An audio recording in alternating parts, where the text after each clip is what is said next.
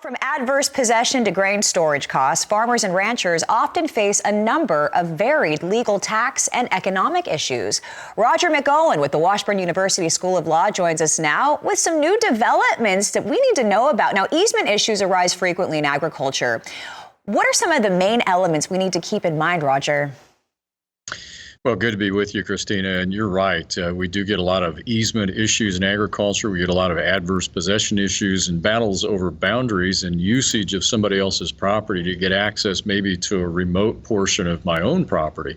And that came up recently in a Kansas case in particular. And this is one issue where the Kansas courts have not always been clear on the distinction between getting access to property by a prescriptive easement and then gaining ownership of property by adverse possession. The concepts are similar, but directly to your question, what's involved is my claim to usage if it's an easement or ownership if it's adverse possession of property that I know doesn't belong to me, it belongs to you. And I do it in an open fashion, in an exclusive fashion. I keep others from doing that for a statutory time frame.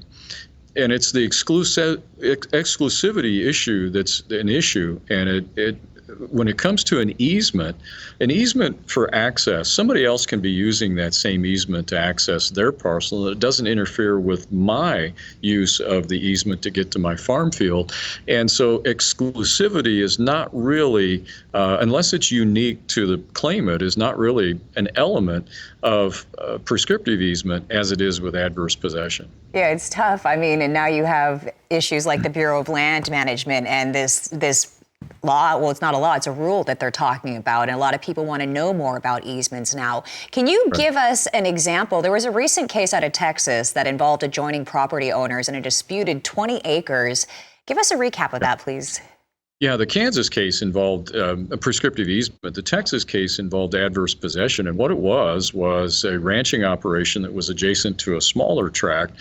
And the rancher had purchased this property and started running cattle on it back in 1959. And there was a fence that separated the parcels.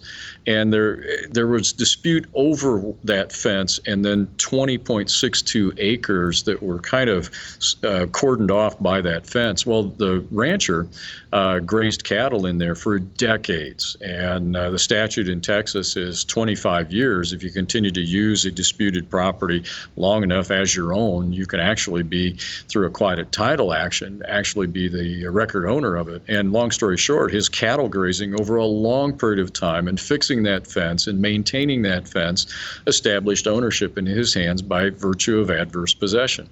Wow. You know, there's also the cost of storing grain at an elevator that needs to be considered as well. I'm guessing that you have written about this. Can we just find that on your Twitter page, Roger? Well, I tease it out on Twitter, but I did publish a blog article containing these concepts this morning. But you're right, grain storage costs are hitting farmers and hitting grain elevators at a time when they can least afford it. The cost of storage of grain by crop is up 50% for wheat compared to where it was last year. And for other crops, soybean and corn, it's somewhere between 20 and 40%. Wow. So we've got an inverted grain market right now. Our current spot cash prices are higher than what future prices are, and so that's encouraging farmers to sell now. And of course, elevators have to deal with that excess grain, and so the storage cost, they've had to increase their storage costs because their interest rates have gone up that they pay. So it's a product of inflation in the economy, and we're seeing it in the grain industry, and elevators and farmers alike are having a tough time with this. Wow. Okay. Well, we sure appreciate you helping us sort it all out. Roger McEowen with the Washburn University School of Law, thank you for your time.